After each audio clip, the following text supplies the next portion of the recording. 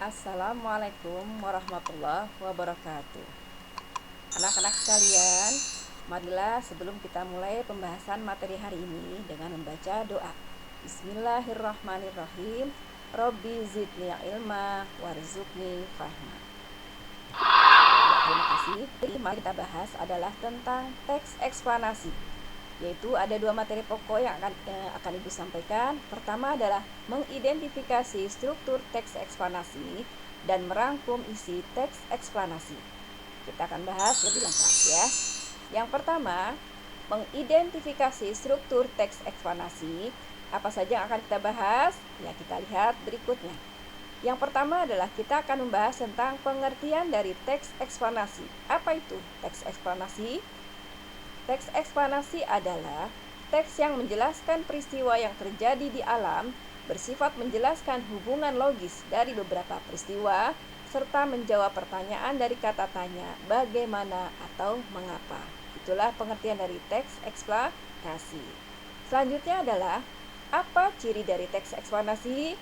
Ciri teks eksplanasi itu, pertama, informasi yang terdapat pada teks eksplanasi didasarkan pada fakta dan fenomena. Yang kedua, berdasarkan ilmu yang sifat ilmiah dan keilmuan. Sedangkan yang ketiga, informasinya berupa pemaparan peristiwa-peristiwa yang terjadi di alam atau peristiwa-peristiwa sosial. Itulah pengertian dan ciri teks eksplanasi. Ya, semoga bisa dipahami. Selanjutnya adalah tentang struktur teks eksplanasi. Ya, apa saja struktur teks eksplanasi? Struktur teks eksplanasi terdiri dari 3 bagian. Yang pertama adalah pernyataan umum, yaitu berupa bagian pembuka dari teks eksplanasi. Yang kedua adalah deretan penjelas, yaitu uraian tentang fenomena-fenomena atau peristiwa yang terjadi di alam atau peristiwa sosial. Yang ketiga adalah interpretasi, yaitu bagian penutup yang berupa kesimpulan. Itulah struktur dari teks eksplanasi. Ada berapa bagian? Iya, benar sekali. Ada 3 bagian. Apa saja? Iya, coba disebutkan. Yang pertama adalah pernyataan umum. Yang kedua adalah deretan penjelas. Yang ketiga adalah interpretasi. Hati-hati ya, bukan interpretasi ya, tapi interpretasi. Ya, itulah struktur dari teks eksplanasi.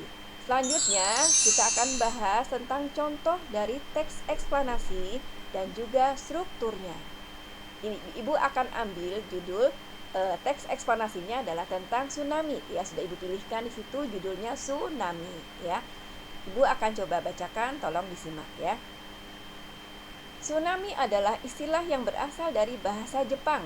Terdiri dari 2 kata, su dan nami, yang masing-masing berarti pelabuhan dan gelombang. Sedangkan ilmuwan mengartikannya sebagai gelombang pasang atau tidal wave, atau gelombang laut akibat gempa atau seismic sea waves.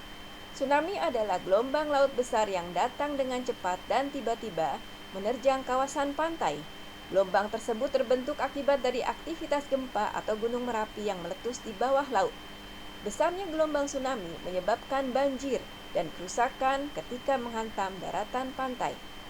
Selanjutnya paragraf 2. Pembentukan tsunami terjadi saat dasar laut permukaannya naik turun di sepanjang patahan selama gelombang berlangsung. Patahan tersebut mengakibatkan terganggunya keseimbangan air laut. Patahan yang besar akan menghasilkan tenaga gelombang yang besar pula. Beberapa saat setelah terjadi gempa, air lalu surut. Setelah surut, air laut kembali ke arah daratan dalam bentuk gelombang besar.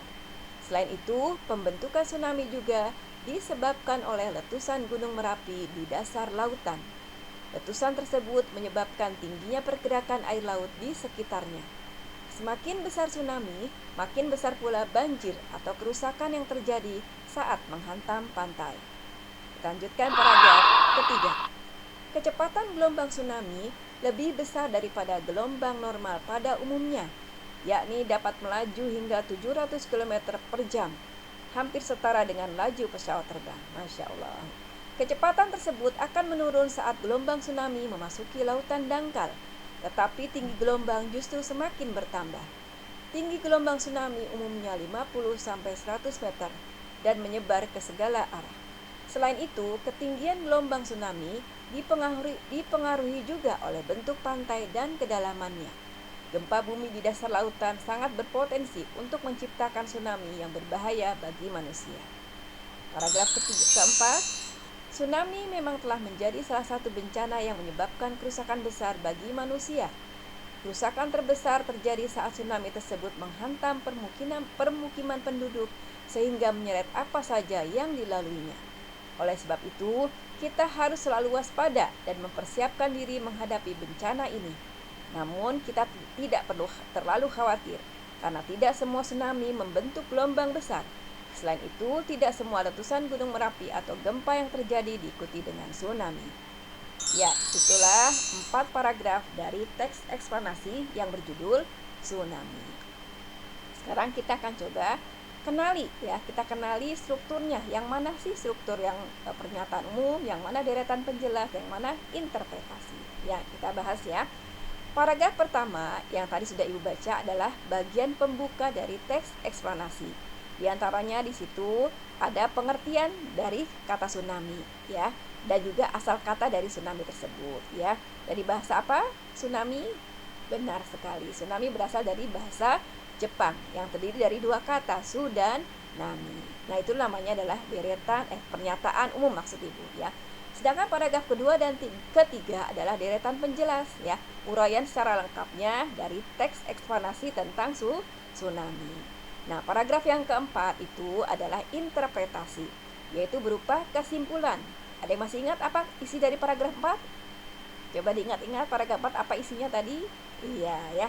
Jadi paragraf 4 itu berisi kesimpulan tentang tsunami, bahwa tidak semua gempa ataupun tidak semua gunung Merapi bisa mengakibatkan tsunami. Itu namanya kesimpulan ya. Nah, itulah diantaranya struktur dari teks eksplanasi dari paragraf dari Ibu dari teks eksplanasi yang berjudul tsunami.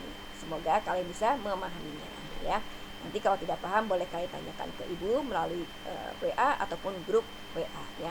Selanjutnya yaitu tentang merangkum ya. Merangkum isi eksplanasi. Apa itu merangkum? Merangkum adalah meringkas suatu uraian ke dalam bentuk informasi yang pokok-pokok saja. Adapun cara merangkum atau meringkas suatu teks yaitu sebagai berikut. Pertama adalah kita baca dulu secara keseluruhan teks yang akan kita rangkum ya. Kita baca keseluruhannya. Kemudian yang kedua kita baca tiap-tiap paragraf ya. Lalu kita tentukan ide pokoknya ya. Nah, itulah langkah yang keduanya. Setelah itu, setelah kita menemukan ide pokok dari tiap-tiap paragraf, kita buat dalam satu paragraf atau kita kumpulkan ide pokok itu dalam satu paragraf. Nah, itulah hasil dari rangkuman kita atau hasil dari ringkasan kita. Ya, nanti akan kita coba praktekkan ya, agar kalian bisa lebih memahaminya dan lebih mampu atau lebih bisa untuk merangkum. Ya, itu diantaranya materi untuk hari ini. Lebih kurangnya Ibu mohon maaf. Apabila ada yang belum paham silakan bertanya ke WA ataupun grup WA. Ya, itu saja materi yang Ibu sampaikan. Lebih kurangnya Ibu mohon maaf. Kita akhiri dengan baca Alhamdulillahirabbil alamin. Wassalamualaikum warahmatullahi wabarakatuh.